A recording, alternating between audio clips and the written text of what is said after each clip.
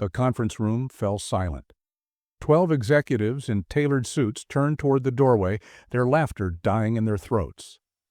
A 7-year-old girl stood there, clutching a crumpled drawing in her small hands, tears streaming down her cheeks. Her father, the janitor, knelt frozen beside his mop bucket in the hallway, watching helplessly. The girl's lips trembled. She opened her mouth, and what she said next would change everything in that building forever. Hello, friends. Welcome to our story. Before we begin, please like this video, subscribe, and tell us in the comments where you're watching from. Harold Myers was 54 years old the year everything balanced on a razor's edge. He had the kind of face that told a story without speaking. Deep lines carved around his eyes, the weathered skin of a man who had worked outdoors in his younger years, and a quietness that settled into his features like dust on forgotten furniture. His hands were rough, calloused from decades of honest labor, and his shoulders carried an invisible weight that never seemed to lift, not even when he slept. Every morning, Harold woke at the same hour, dressed in the same gray uniform, and walked through the same glass doors of Whitmore and Associates, a sleek marketing firm housed in a building that sparkled with ambition and expensive coffee. He pushed his mop across marble floors that cost more than his yearly salary. He emptied trash cans filled with crumpled ideas and half-eaten lunches from people who never once looked him in the eye. And every morning he reminded himself why he did it. Sophie. She was 7 years old with her mother's soft brown curls and her father's stubborn chin. She laughed easily, drew constantly, and still believed that the world was mostly good. Harold needed her to keep believing that. He needed it more than he needed air. What the executives in their glass offices didn't know, what they never bothered to learn, was that Harold Myers had once been someone else entirely. 15 years ago, he was a floor supervisor at a manufacturing plant outside of Cleveland. He managed 40 employees. He had a pension building, a modest house with a vegetable garden, and a wife named Catherine who hummed while she cooked dinner. Life wasn't glamorous, but it was stable, it was whole. Then the plant closed. Globalization, they called it. Progress. Harold found work where he could, warehouses, construction sites, night shifts at a packaging facility. Catherine took a part-time job at a pharmacy to help cover the gaps. They adjusted. They survived. And then Catherine got sick. It started as a cough that wouldn't leave, a tiredness that sleep couldn't cure. By the time the doctors found the cancer, it had already spread too far. She fought for 11 months. Harold held her hand every single night in that hospital room, watching the woman he loved become a shadow of herself, until one cold February morning, she simply stopped breathing. Sophie was only 4. Harold sold the house. He sold the car. He sold nearly everything they owned just to pay off the medical bills that kept arriving like cruel ghosts in white envelopes. He moved with Sophie into a small apartment on the east side of the city, a place with thin walls and radiators that clanked through the night. He took the only job he could find quickly, a janitorial position at Whitmore and Associates, because it offered one thing he desperately needed: health insurance. Sophie had inherited a heart murmur from her mother's side. It required monitoring, occasional specialists, and the constant gnawing fear that one day it could become something worse. Without insurance, Harold couldn't afford her checkups. Without checkups, he couldn't sleep at night. So he mopped floors. He scrubbed toilets. He emptied the garbage of people who made more in a single meeting than he made in a month. And he never once complained. Because every time he felt the sting of humiliation, every time he heard a whispered joke or caught a sideways glance of contempt, he thought of Sophie sitting in their tiny kitchen, drawing pictures of butterflies and rainbows, trusting that her father would keep her safe. That trust was everything. But Harold knew how fragile his situation truly was. One complaint from the wrong executive, one accusation of improper conduct, one policy change about children on the premises. and it could all collapse.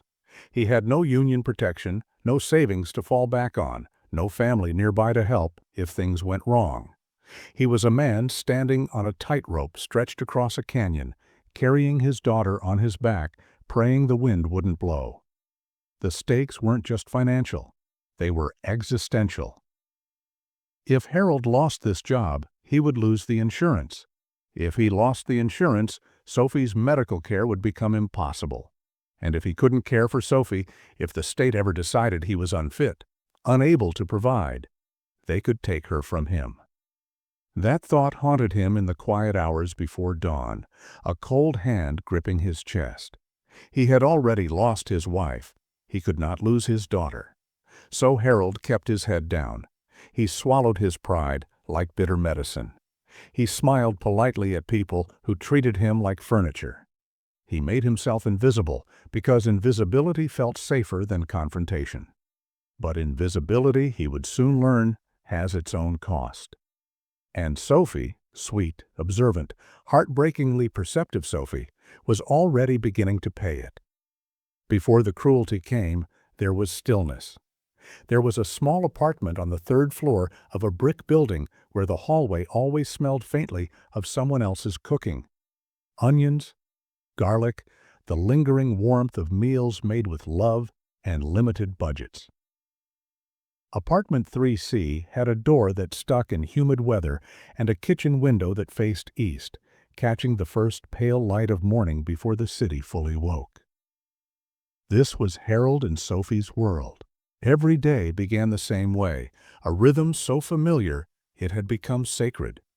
Harold's alarm clock, an old digital model with red numbers that glowed in the darkness, would sound at exactly 5:47 a.m., not 5:45, not 5:50. Catherine had always teased him about his precision, called him her clockwork man. He kept the habit even now, 3 years after her passing, because changing it felt like letting go of one more piece of her. He would rise slowly, his joints protesting with the stiffness of age and labor, and shuffle to the bathroom in the gray half-light.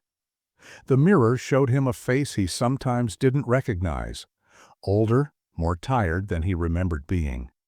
But he would splash cold water on his cheeks, run a comb through his thinning hair, and remind himself that the day had purpose. Sophie was still sleeping in the next room, curled beneath a quilt her grandmother had made years ago, her small body barely a bump beneath the faded fabric. Harold would stand in her doorway for just a moment each morning, watching the gentle rise and fall of her breathing, listening to the soft sound she made in her dreams. In those quiet seconds, the world felt almost safe. Then he would begin the ritual of breakfast. The kitchen was narrow, barely wide enough for one person to move comfortably, but Harold had memorized every inch of it. He knew which cabinet door squeaked and needed to be opened gently. He knew the exact spot on the counter where the morning light would fall, warming the surface like a quiet blessing. He would set the coffee maker gurgling, drop 2 slices of bread into the toaster, and begin preparing their lunches. His lunch was simple: a sandwich, an apple, sometimes a handful of crackers if they were on sale that week. But Sophie's lunch was a work of art. He would cut her sandwich into triangles, because she insisted triangles tasted better. He would slice a piece of cheese into a lopsided smiley face and place it on top, knowing it would make her giggle when she opened her lunchbox at school. He would tuck in a small note, written on a torn scrap of paper in his careful handwriting. "You are my sunshine. Love, Daddy." He had written those notes every single school day since Catherine died. Sophie kept every one of them in a shoebox under her bed, though she didn't know that Harold knew. By the time the toast popped and the coffee finished brewing, Sophie would appear in the kitchen doorway, rubbing her eyes, her curls a wild tangle around her face. She always wore the same expression in the mornings, half asleep, slightly grumpy, impossibly adorable.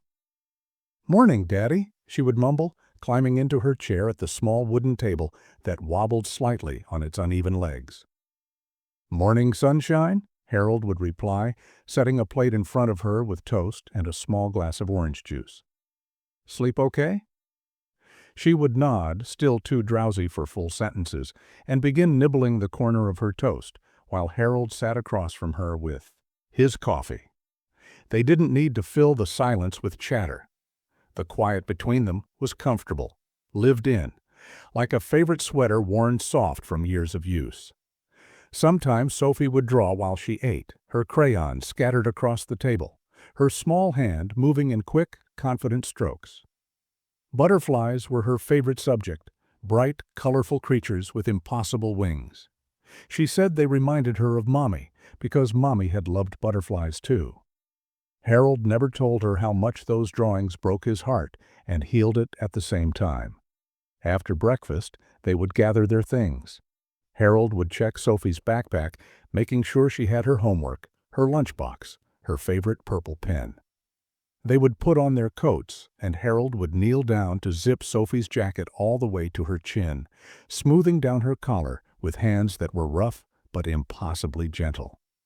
Then they would walk to the bus stop together. The route took exactly 7 minutes if they didn't rush, and they never rushed. Sophie had invented a game years ago, counting the cracks in the sidewalk. She kept a running tally, though the numbers were always different. 42 today, she would announce seriously. A new record, Harold would reply, just as seriously. And Sophie would beam at him, slipping her small hand into his large one, holding on tight. Those 7 minutes were the best part of Harold's day. The world, in those moments, felt whole. Sophie was only 4 years old when she stopped asking where Mommy went. In the beginning, right after Catherine passed, she asked constantly. Every morning, every evening, sometimes in the middle of the night, when she wandered into Harold's room with tears on her cheeks and confusion in her voice. "Where's Mommy? When is Mommy coming home? Why won't Mommy wake up?" Harold had no training for those questions, no manual, no guide, no wise elder to tell him which words would heal and which would scar. He only had his own broken heart and a desperate need to protect his daughter from the sharpest edges of the truth. So he told her that Mommy had gone to a beautiful place in the sky, a place where there was no more pain, no more tiredness, no more coughing in the middle of the night. He told her that Mommy was watching over them, like a guardian angel with soft wings and Catherine's warm smile. He told her that even though they couldn't see Mommy anymore, they could still talk to her, still love her, still carry her in their hearts wherever they went. Sophie had listened with wide, solemn eyes. She didn't fully understand. How could she at 4 years old? But she accepted it the way children accept impossible things, with a faith that humbled Harold to his core. And then, slowly, she stopped asking. Not because she forgot. Never because she forgot. But because she learned to carry the absence quietly, the way her father did, folding it into the fabric of everyday life until it became part of who they were. Now, at 7, Sophie remembered her mother in fragments, the smell of lavender lotion. A lullaby hummed in the darkness, the feeling of being held against a warm chest, a heartbeat steady and sure beneath her ear. She couldn't recall her mother's face without looking at photographs, and that fact filled her with a guilt she was too young to name. But she remembered the love, and she saw that same love, every single day, in her father's eyes. Harold never remarried. He never even dated. Some of the women at church had hinted, gently, that it might be time, that Sophie needed a mother figure, that Harold deserved companionship. He always smiled politely and changed the subject. How could he explain that Catherine still felt present to him, that he still reached for her side of the bed in his sleep, that he wasn't ready, might never be ready, to let someone else into the space she had left behind? Instead, he poured everything into Sophie. He learned to braid her hair, watching tutorial videos on his old laptop late at night until his clumsy fingers could manage a passable plait. He learned which foods she loved and which she only pretended to eat to make him happy.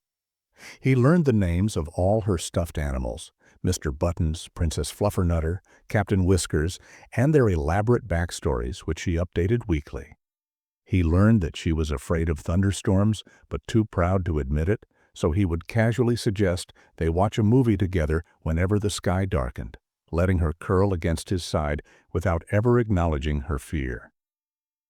Every Sunday, without fail, they visited the cemetery. It was a 40-minute bus ride to the hillside where Catherine was buried, beneath a simple headstone that read, "Beloved wife, devoted mother, forever in our hearts." Harold would bring a small bouquet of wildflowers, whatever he could afford that week, and Sophie would bring a drawing. The drawings changed over time. In the beginning, they were scribbles, bright splashes of color with no discernible form. Now they were more deliberate: butterflies, rainbows, pictures of their apartment, pictures of Harold and Sophie holding hands. Sophie would kneel in the grass and place each drawing carefully against the headstone, whispering words that Harold couldn't quite hear. He never asked what she said. That conversation belonged to Sophie and her mother alone. Afterward, they would sit together on the nearby bench, sharing a thermos of hot chocolate, watching the clouds drift across the sky. Sometimes they talked about Catherine, her laugh, her terrible cooking, the way she used to dance in the kitchen for no reason at all. Sometimes they sat in silence, letting the peace of the place settle around them like a blanket. Those Sundays were sacred. They were the thread that connected past to present, mother to daughter, grief to healing.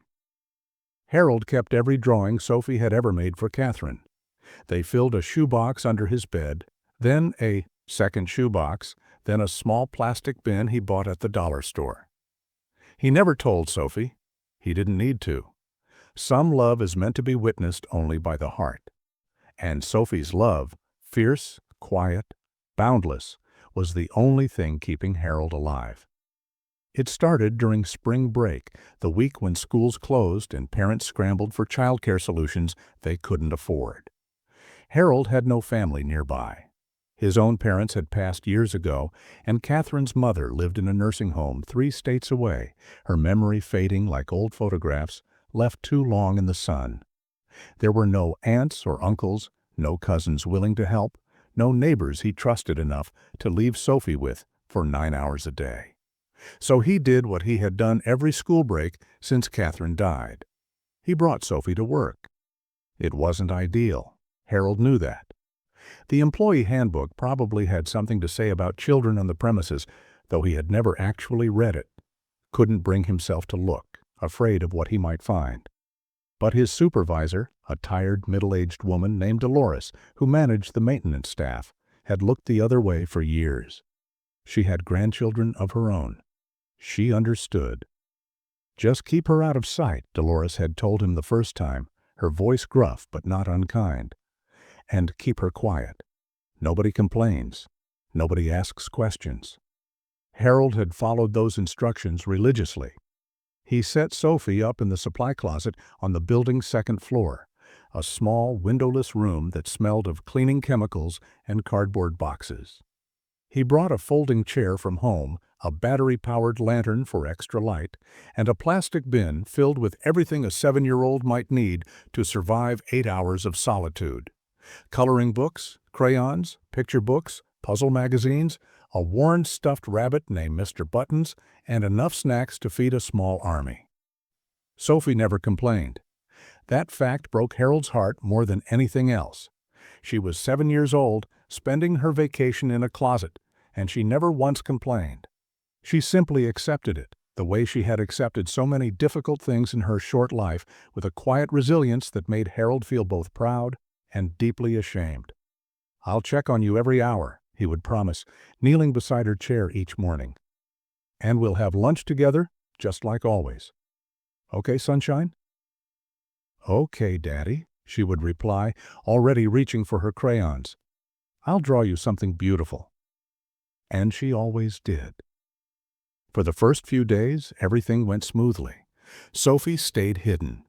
Harold mopped floors, emptied trash cans, cleaned bathrooms, and made his rounds with practiced efficiency. He checked on her during his breaks, bringing her juice boxes and asking to see her latest creations. She showed him butterflies, rainbows, a purple elephant wearing a top hat. He told her they were masterpieces. She beamed. Then Bradley Carter discovered them. It happened on a Thursday afternoon, just after lunch. Harold was cleaning the executive floor, moving quietly between offices, when he heard footsteps approaching the supply closet. He looked up just in time to see Bradley, young, slick-haired, expensive shoes, reaching for the closet door. Harold's stomach dropped. "Hey, I need more paper towels for the conference." Bradley stopped mid-sentence as the door swung open, revealing Sophie sitting cross-legged on the floor, a crayon frozen in her small hand. For a moment, nobody moved. Sophie stared up at the stranger with wide, startled eyes. Bradley stared down at her with an expression Harold couldn't quite read. Surprise, confusion, and something else. Something that looked almost like amusement. "Well?" Bradley said slowly, a smirk tugging at the corner of his mouth. "What do we have here?" Harold moved quickly, stepping between Bradley and the closet door, his heart hammering against his ribs. "She's my daughter," he said, keeping his voice steady.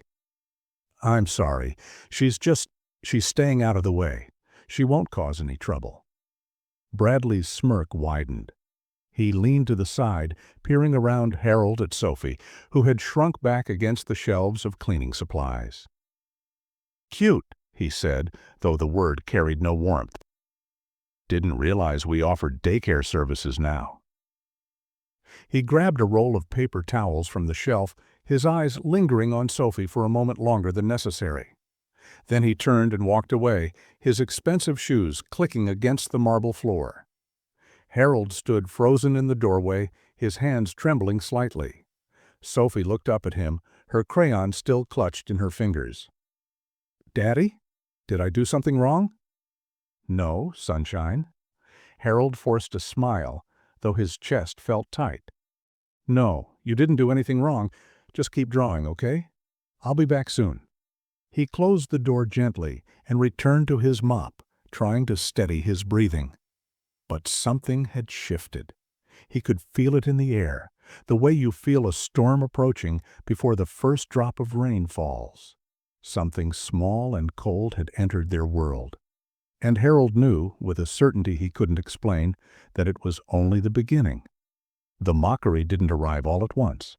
It crept in slowly, like frost spreading across a window pane, so gradual that Harold almost convinced himself he was imagining it. At first, it was just glances.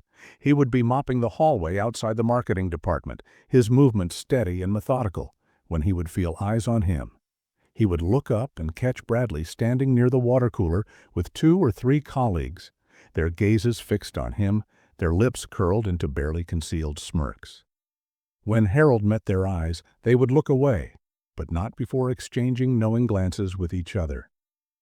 Then came the whispers. Harold had spent enough years being invisible to recognize when people were talking about him.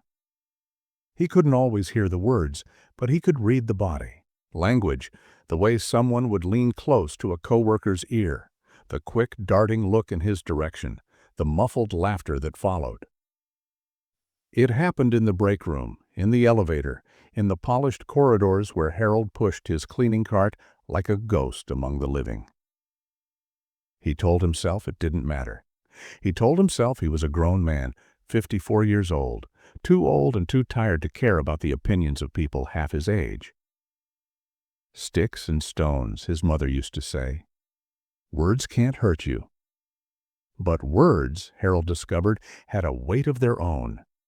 They settled on his shoulders, one by one, like small stones dropped into a bag he was already struggling to carry. Each whisper added weight. Each smirk pressed down a little harder. And slowly, imperceptibly, Harold began to shrink. He started avoiding certain hallways during peak hours. He timed his bathroom cleaning to coincide with meetings when the executive floor was empty. He kept his head lower, his eyes fixed on the floor, his presence as small and unobtrusive as he could possibly make it.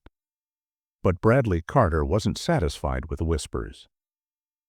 One afternoon, Harold was emptying the trash bins in the main conference room when Bradley walked in with a group of junior executives. They were laughing about something, a client meeting, a weekend golf game, Harold didn't know. He kept his head down and continued his work, hoping they would ignore him. They didn't. "Hey, Harold," Bradley called out, his voice carrying the false friendliness of someone about to deliver a punchline. "Where's your little helper today? Shouldn't she be earning her keep?" The others laughed. Harold's hands tightened on the trash bag. "She's not here today," he said quietly, not looking up. "School's back in session." "Shame," Bradley continued, settling into a leather chair with exaggerated comfort. "I was going to suggest we put her to work. Bet she'd do a better job with the floors than her old man. Kids are more thorough, you know." More laughter, louder this time. Harold said nothing. He tied off the trash bag, replaced the liner, and left the room with his cart, the sound of their amusement following him down the hallway like a shadow he couldn't escape. That night, he sat alone in the kitchen after Sophie went to bed, staring at the wall, replaying the moment over and over in his mind. He should have said something. He should have defended himself, defended his daughter. But what could he say? What power did he have against people who signed paychecks larger than his annual salary? The cruelty escalated. Someone left a child's bib on his cleaning cart with a note that read, "For your assistant." Harold found it on a Monday morning, the laughter of nearby employees ringing in his ears as he quietly removed it and threw it away. A week later, someone taped a crayon drawing to the supply closet door, not one of Sophie's, but a crude imitation, a stick figure with a mop, and the words, "World's Best Janitor," scrawled in messy letters. Harold tore it down before Sophie could see it, his hands shaking with a rage he couldn't afford to express. The worst part wasn't the humiliation. Harold could survive humiliation. He had survived worse. The worst part was Sophie. She was perceptive in ways that frightened him. She noticed when his smile didn't reach his eyes. She noticed when he came home quieter than usual, his shoulders slumped, his voice thin. She noticed the way he flinched when his phone buzzed, afraid it might be Dolores telling him someone had complained. "Daddy, are you sad?" she asked one evening, looking up from her coloring book with those wide, knowing eyes. "No, sunshine," he lied, forcing brightness into his voice. "Daddy's just tired, that's all." She studied him for a long moment, her small face serious. "Okay," she said finally, turning back to her drawing. But Harold saw the worry in her eyes, and he hated himself for putting it there. Harold found the drawing on a Tuesday evening, tucked beneath Sophie's pillow like a secret she wasn't ready to share. He hadn't meant to discover it. Sophie was in the bathtub, splashing quietly and humming a song she had learned at school while Harold changed her bedsheets, a weekly ritual he performed with the same quiet dedication he brought to everything else. He lifted the pillow to slide on a fresh pillowcase, and there it was. A single sheet of paper, folded twice, the creases soft from repeated handling. Harold's first instinct was to put it back. Sophie was entitled to her privacy, her secrets, her inner world. He had always respected that boundary, had always waited for her to share things in her own time. But something made him pause, a feeling in his chest, heavy and cold, like a stone pressing against his heart. He unfolded the paper. The drawing was done in crayon, Sophie's unmistakable style, bold colors, simple shapes, figures that were more feeling than form. But this wasn't like her other drawings. This wasn't butterflies or rainbows or purple elephants in top hats. This was something else entirely. In the center of the page stood a man. He was tall and thin, holding a mop, his head bowed low. Around him stood a circle of larger figures, taller, broader, their faces blank but their postures unmistakable. They were pointing, laughing, their mouths were wide-open crescents, exaggerated and cruel. And the man in the middle, the man with the mop, had blue streaks running down his face. Tears. Harold's breath caught in his throat.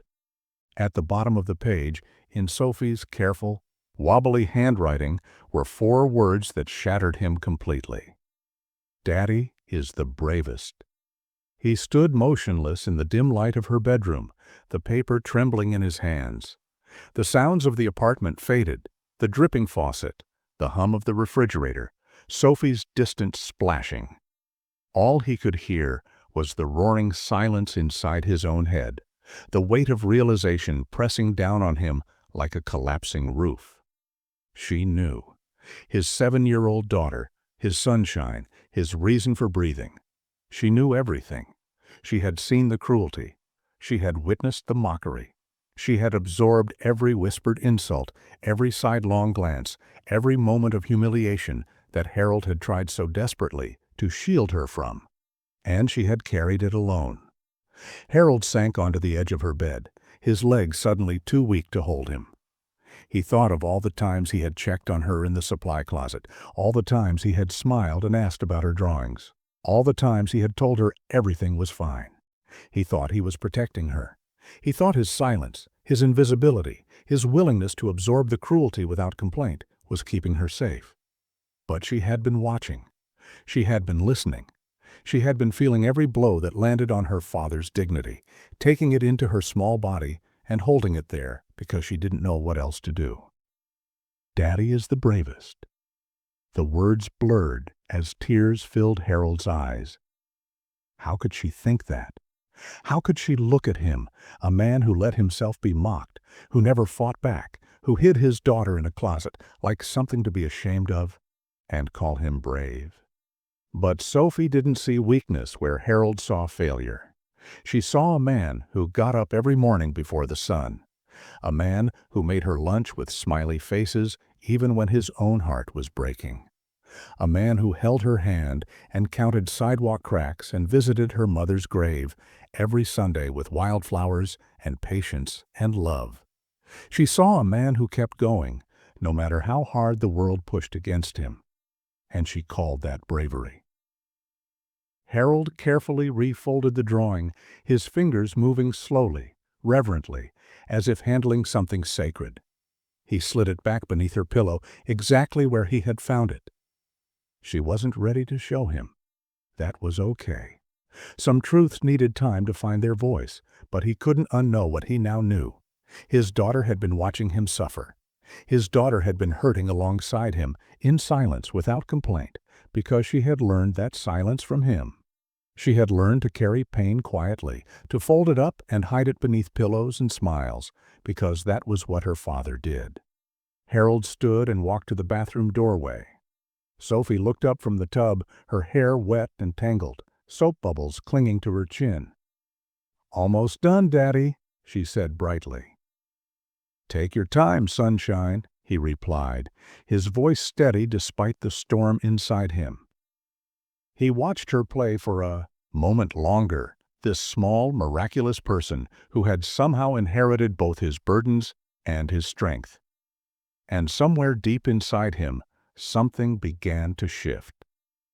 That night, after Sophie fell asleep, Harold sat alone in the darkness of their small living room. The apartment was quiet, the kind of quiet that presses against your ears, that makes the ticking of a clock sound like a heartbeat, that turns the hum of a distant refrigerator into something almost human. Harold sat in the old armchair by the window, Catherine's chair, though he never called it that, out loud, and stared at nothing. In his hands he held the drawing. He had retrieved it from beneath Sophie's pillow after she drifted off, her small body curled beneath the faded quilt, her breathing slow and peaceful. He told himself he just wanted to look at it one more time. He told himself he would put it back before morning. But the truth was, he couldn't let it go. The crayon lines seemed to glow in the pale light filtering through the window, street lamps and passing cars casting shifting shadows across the walls. Harold traced the outline of the figure in the center with his eyes, the bowed head, the mop, the tears. Was that really how she saw him? Was that the image his daughter carried in her mind? Her father, surrounded by cruelty, weeping while the world laughed? A sound escaped his throat. Not quite a sob, not quite a word. something raw and broken, pulled from a place he had kept locked for years. He thought of Catherine. She appeared in his mind the way she always did, not sick, not frail, but alive, young.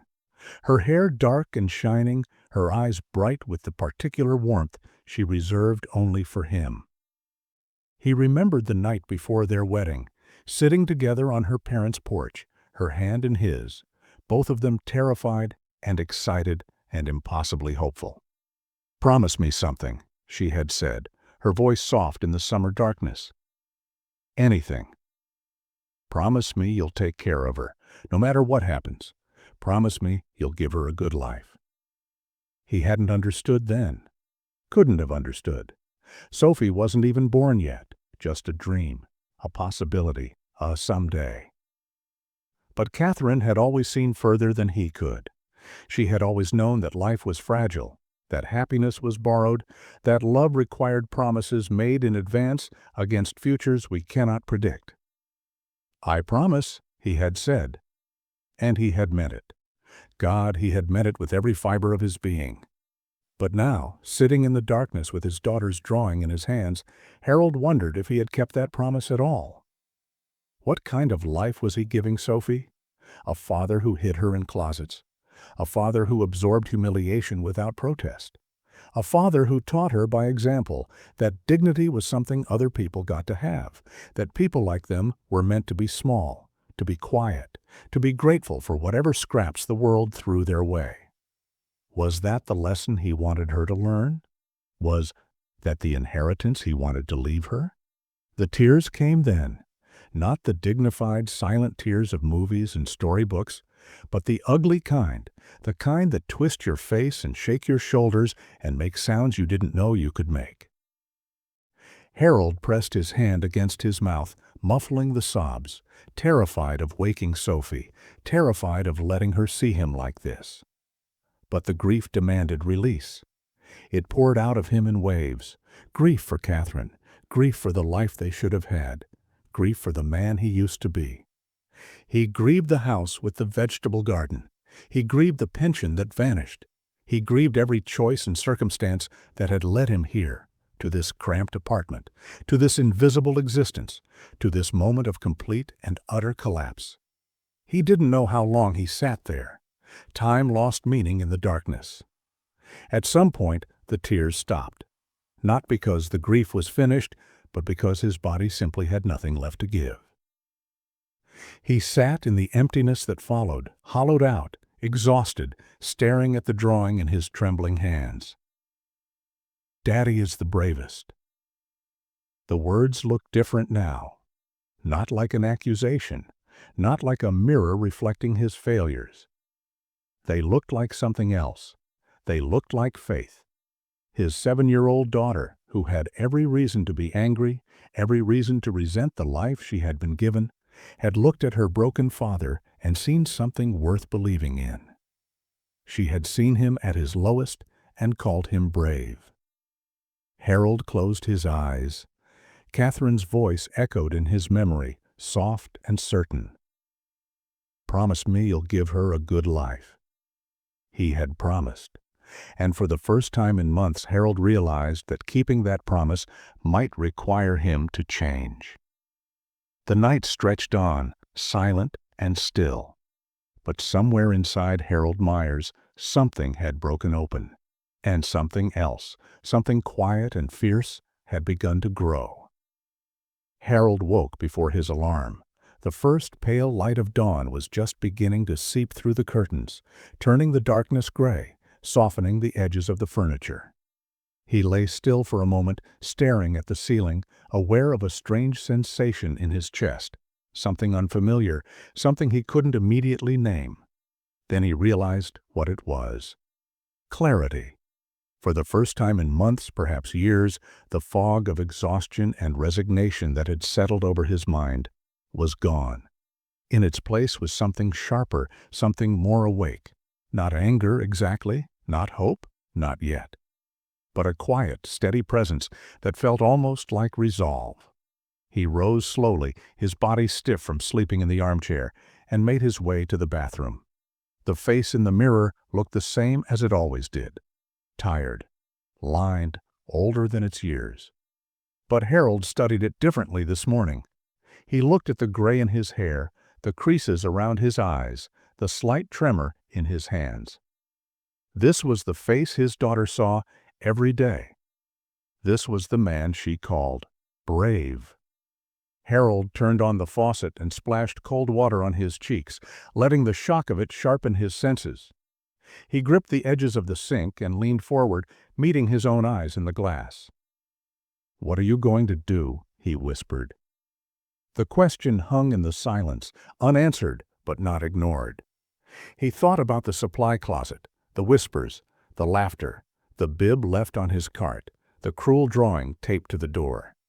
He thought about Bradley Carter's smirk, the way he said Sophie's name like it was a joke, the casual cruelty that cost him nothing and took everything from Harold.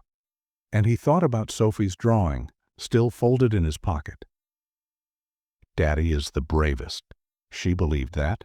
She truly believed it. And Harold realized with a certainty that settled into his bones like iron that he had a choice to make.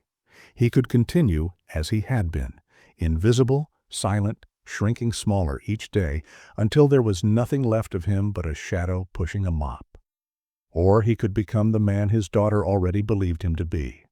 Not loud, not aggressive. Harold wasn't built for confrontation, for shouting, for dramatic showdowns. That wasn't who he was, and pretending otherwise would only lead to disaster. But there were other kinds of strength. There was the strength of presence, of refusing to disappear, of walking through the world with your head held high, not because you had power, but because you had dignity. And dignity didn't require permission. There was the strength of patience, of watching, waiting, gathering your resolve like kindling for a fire that would burn when the time was right. There was the strength of love, of fighting not for yourself, but for the person who needed you to be more than you thought you could be. Harold straightened his collar. He looked at himself one more time, not with shame, not with defeat, but with something approaching recognition. "Okay," he said softly. "Okay." He walked to Sophie's bedroom and stood in the doorway, watching her sleep.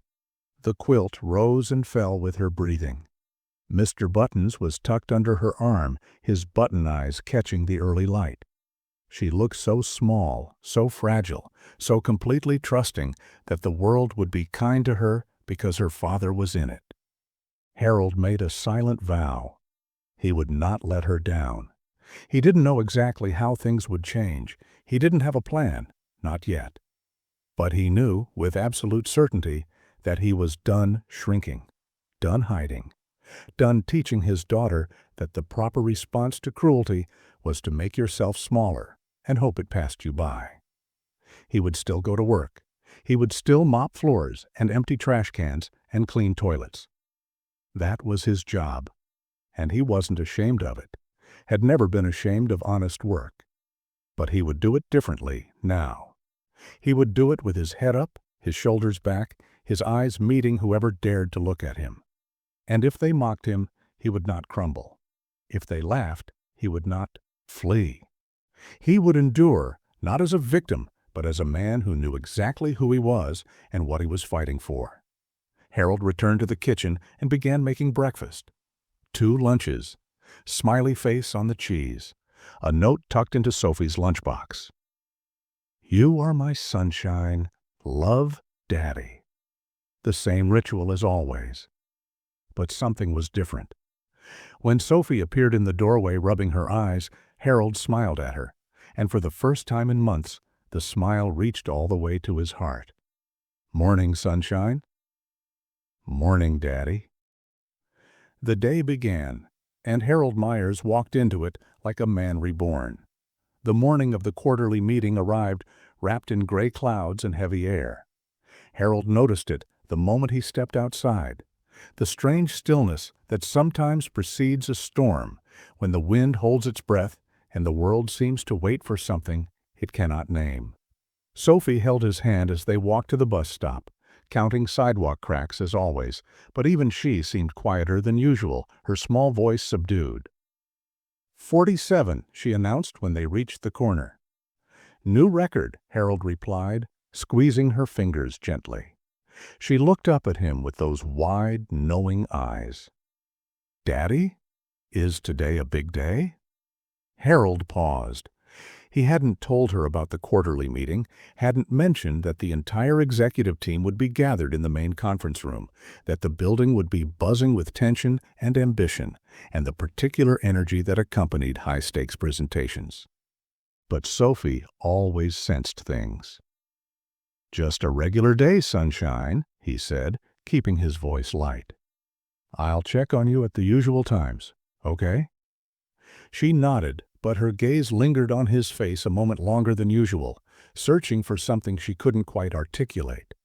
Then the bus arrived, and the moment passed. At Whitmore and Associates, the atmosphere was electric. Harold felt it the instant he pushed through the glass doors, a current running beneath the polished surfaces and fluorescent lights, invisible but unmistakable. People moved faster than usual, their footsteps sharper, their voices clipped with purpose. The quarterly meeting was more than just a presentation, it was a performance, a ritual of corporate theater where careers were made and unmade in the span of an hour.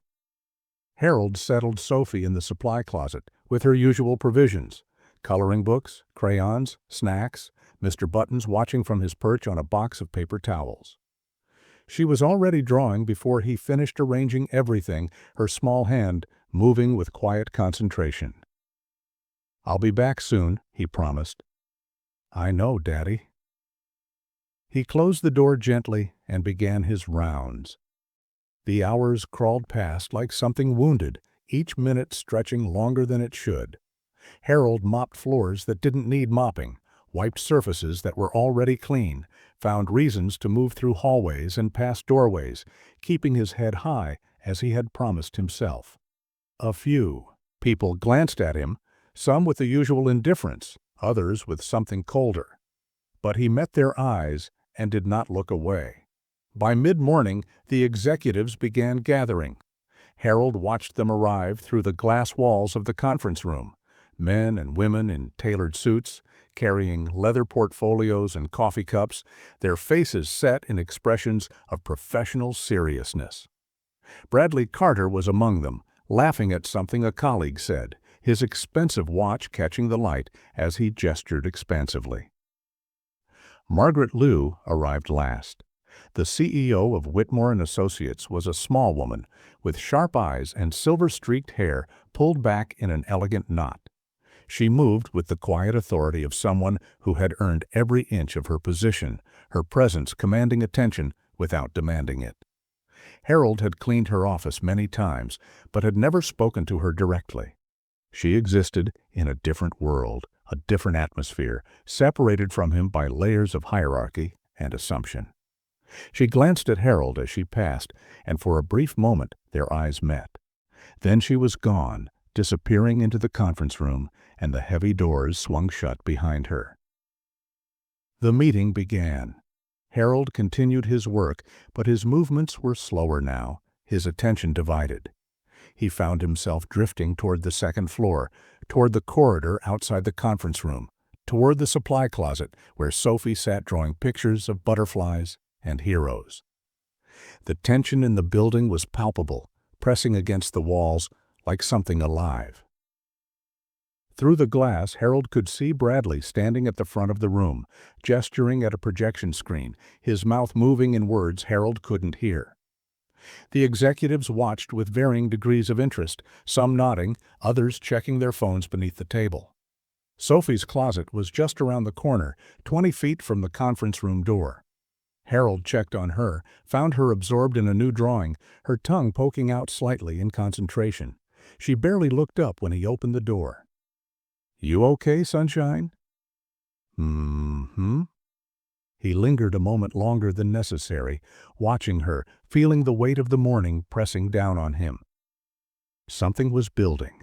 He could sense it, the way animals sense earthquakes before the ground begins to shake. He just didn't know what form it would take. Harold returned to his cart, positioned himself in the hallway, and waited. The conference room doors remained closed, and somewhere inside, Bradley Carter was still laughing. The laughter drifted through the conference room door like smoke. Harold heard it first, a ripple of amusement, muffled but unmistakable, followed by Bradley's voice rising above the others. He couldn't make out the words, but the tone was familiar, casual, mocking, the sound of someone entertaining an audience at another person's expense. Then he heard his name. Harold and his little sidekick. More. Laughter. Louder this time. Harold's hands tightened on his mop handle. His jaw clenched. But he stayed where he was, frozen in the hallway, his feet rooted to the marble floor as if held by invisible chains. He had promised himself he would stand tall. But standing tall didn't mean charging into rooms where he didn't belong. It didn't mean making scenes that would cost him his job, his insurance, his daughter's future. He would endure. He would...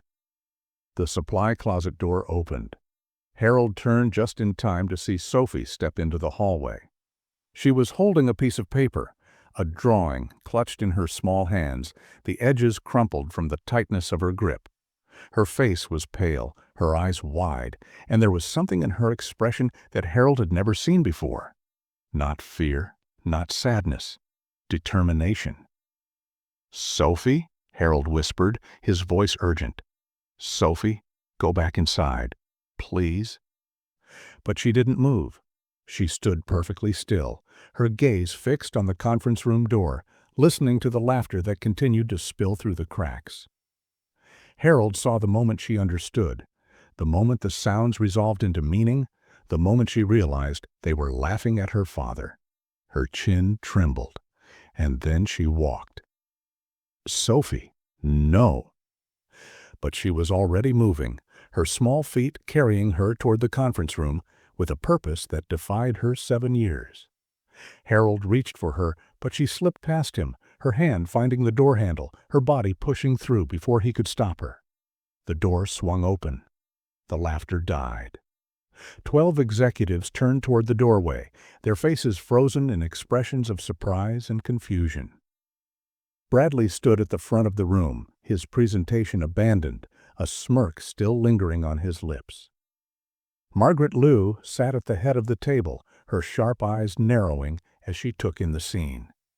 And in the doorway stood Sophie, small, trembling, utterly alone. The silence stretched for an eternity, 3 seconds, 5, 10, each moment heavy with the weight of what was about to happen. Harold appeared behind his daughter, his face ashen, his hand reaching for her shoulder. "I'm sorry," he began, his voice cracking. "She didn't mean to." "Why do you laugh at my daddy?" Sophie's voice was barely above a whisper, but in the silence of that room it carried like a thunderclap. Every eye shifted to her, every breath held. Bradley let out a nervous chuckle. "Excuse me? Little girl, this isn't—" "Why do you laugh at him?" Louder now, steadier. Sophie took a step forward, her drawing still clutched against her chest, her tears beginning to fall. "My daddy wakes up before the sun, every day. He makes me lunch with smiley faces. He walks me to the bus stop and counts cracks with me. He takes me to see Mommy every Sunday, even when it's cold, even when it rains." Her voice broke, but she kept going. "He never yells. He never gives up. He works so hard and you laugh at him like he's nothing." The room was utterly still. No one moved. No one breathed. Sophie lifted her drawing, the one she had been working on all morning, and held it up for everyone to see. It showed a man in a gray uniform, standing tall, surrounded by golden light. Above his head, in careful, wobbly letters, were the words, "My daddy, the hero." "He's not just a janitor," Sophie said, her voice rising, her tears flowing freely now. "He's my hero. He's the best person in the whole world, and you should be ashamed." The last word hung in the air like a verdict. Margaret Liu rose slowly from her chair. Her expression was unreadable, but her eyes moved from Sophie to Harold to Bradley, taking in everything: the child's tears, the father's devastation, the smirk that had finally faded from Bradley's face. "Everyone out," she said quietly. No one moved. "Now?" The executives filed out in silence, their eyes averted, their expensive shoes shuffling against the carpet. Bradley tried to follow, but Margaret's voice stopped him cold. "Not you, Mr. Carter." The door closed behind the last person, leaving only Margaret, Bradley, Harold, and Sophie in the room. And in the silence that followed, everything changed. The weeks that followed moved slowly, like a river finding its way back to calm after a storm. Harold received the news on a Friday afternoon, 3 weeks after the incident in the conference room. Dolores called him into her small office at the end of his shift, her face unreadable as she gestured for him to sit. His heart hammered against his ribs as he lowered himself into the worn chair across from her desk, certain that this was the end, that despite everything, despite Sophie's words and Margaret Lou's silence, the machinery of corporate life had ground forward and decided he was expendable. But Dolores didn't hand him a termination letter. She handed him a promotion. "Facility supervisor," she said, sliding the paperwork across her desk. "Effective Monday, you'll oversee the maintenance staff for floors 1 through 5. Salary increase, better hours, full benefits package." She paused, her gruff exterior softening just slightly. "And there's a small office, room enough for a desk and a chair, maybe even a coloring station if someone needed one." Harold stared at the papers, the words blurring before his eyes. "I don't understand," he managed. Dolores leaned back in her chair, crossing her arms. "Margaret Lou came to see me personally. Said she'd been watching this company lose its soul for years, people treating each other like furniture, forgetting that everyone who works here is somebody's father, somebody's mother, somebody's child." She shook her head slowly. "Said your daughter reminded her of that. Said she hadn't felt that ashamed in a long time." Harold's throat tightened. He couldn't speak. "Bradley Carter is gone," Dolores continued. "Resigned, officially. Asked to resign, unofficially. And Margaret made it clear that this company is going to start doing things differently." She nodded toward the papers in Harold's hands. "Starting with this." That evening, Harold walked home a different man. The sky was painted in shades of orange and pink, the setting sun casting long shadows across the sidewalk. Sophie skipped beside him, her hand in his, chattering about her day at school. A spelling test she had aced, a new friend she had made at recess, a butterfly she had seen on the playground that reminded her of Mommy. Harold listened to every word, his heart full to bursting. When they reached their apartment building, he stopped at the entrance and knelt down to Sophie's level, taking both her hands in his. "Sunshine," he said, his voice thick with emotion. "I need to tell you something." Sophie's eyes widened with concern. "What is it, Daddy?" "You did something very brave a few weeks ago. Do you remember, when you walked into that conference room?"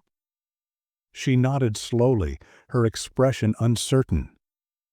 "What you said in there, what you did, it changed things. It changed things for me, for our family, for a lot of people." Harold squeezed her hands gently. "I got a new job today. A better job, because of you." Sophie's face scrunched in confusion. "Because of me?" "Because you were brave enough to speak the truth. Because you stood up for someone you loved, even when you were scared." Harold's eyes glistened. "You taught a whole room full of grown-ups something they had forgotten, that everyone deserves to be treated with kindness, that everyone has dignity, that a person's job doesn't tell you anything about the size of their heart." Sophie was quiet for a moment, processing his words. Then a small smile spread across her face. "So you're not sad anymore, Daddy?" Harold pulled her into a hug, holding her tight against his chest, breathing in the scent of crayons and strawberry shampoo and everything good in the world. "No, Sunshine," he whispered, "Daddy's not sad anymore." The following Sunday, they visited Catherine's grave as always. The wild flowers were particularly beautiful that week, purple and yellow and white, gathered from a field on the edge of town. Sophie placed them carefully against the headstone, then pulled out a new drawing she had made especially for this visit. It showed 3 figures, a woman with angel wings, a man holding a mop, and a little girl standing between them. Above them, in Sophie's careful handwriting, were the words, "Our family. Together, forever." Harold stood beside his daughter, the spring breeze gentle against his face, and felt something he hadn't felt in years. Peace. Not the absence of pain. The pain would always be there, woven into the fabric of who he was. But peace nonetheless. The peace that comes from knowing you have done your best. The peace that comes from being seen, truly seen, by the people who matter most. The peace that comes from love. He took Sophie's hand. "Ready to go home, Sunshine?" "Ready, Daddy." And together they walked toward the future. Some lessons arrive quietly, carried on the shoulders of ordinary days. They don't announce themselves with trumpets or thunder. They don't come wrapped in dramatic revelations or cinematic moments of clarity. Instead, they slip into our lives through the small things. A child's drawing, a whispered word, a single act of courage from someone we least expected. Harold Myers learned something important in that season of his life. He learned that dignity isn't something the world gives you. It isn't found in job titles or salary figures or the size of your office. Dignity lives inside you, planted deep, waiting for you to claim it. And no amount of mockery, no chorus of cruel laughter, no avalanche of whispered insults can take it away, unless you surrender it yourself. For too long, Harold had believed that shrinking was the same as surviving. He had made himself small, hoping that invisibility would protect him from pain. But invisibility has its own cost. When you disappear, you teach the people who love you that disappearing is acceptable. You teach them that cruelty should be absorbed rather than confronted. You teach them that some people are meant to be seen, and others are meant to fade into the background like wallpaper. Sophie refused to accept that lesson. At 7 years old, with crayon-stained fingers and a heart too big for her small body, she walked into a room full of powerful adults and spoke a truth that none of them had the courage to say. She didn't use complicated words or clever arguments. She simply told them who her father was, not what he did for a living, but who he was in the moments that mattered. And in doing so, she reminded everyone in that room of something they had forgotten. Every person you pass in a hallway has a story. Every janitor pushing a mop has someone who loves them, someone who waits for them to come home, someone whose entire world depends on their presence. Every receptionist, every security guard, every cafeteria worker, every person whose labor keeps the machinery of daily life running smoothly. They are all somebody's hero. We forget this too easily. We walk past people without seeing them, too absorbed in our own concerns to notice the humanity standing right in front of us. We make assumptions based on uniforms and job titles, dividing the world into categories of importance that exist only in our own limited imaginations. We laugh at people we consider beneath us, never stopping to wonder what private battles they might be fighting, what sacrifices they might be making, what love might be waiting for them at home. But the truth is simpler and more profound than our categories allow. There is no such thing as an unimportant person. There is no such thing as a life without value. Every human being carries within them a universe of experiences, memories, hopes, and fears. Every human being deserves to be treated with basic respect and kindness, not because of what they can do for us, but simply because they exist. Harold understood this now in a way he hadn't before. He had spent years believing that his worth was measured by his job, his income, his ability to provide. He had internalized the world's judgment, accepting that a janitor was somehow less valuable than an executive, that a man who mopped floors had less dignity than a man who made presentations in glass-walled conference rooms. But Sophie had shown him the truth. His worth was measured in smiley faces cut from cheese, in Sunday visits to a cemetery with wildflowers clutched in small hands, in the quiet ritual of counting sidewalk cracks on the way to the bus stop, in every bedtime story, every forehead kiss, every whispered promise that Daddy would always be there. That was his legacy. That was his value. That was the measure of his life, and it was more than enough. The plaque that Margaret Liu installed in the break room said it simply, "Every role in this company matters." But the deeper truth went beyond company policy and corporate values. The deeper truth was about how we see each other, how we choose every single day to either honor the humanity in those around us or to diminish it with our indifference. Sophie chose to honor it. And in doing so, she changed everything. Not just for her father, not just for the executives who witnessed her courage, but for everyone who would hear this story and recognize something of themselves in it.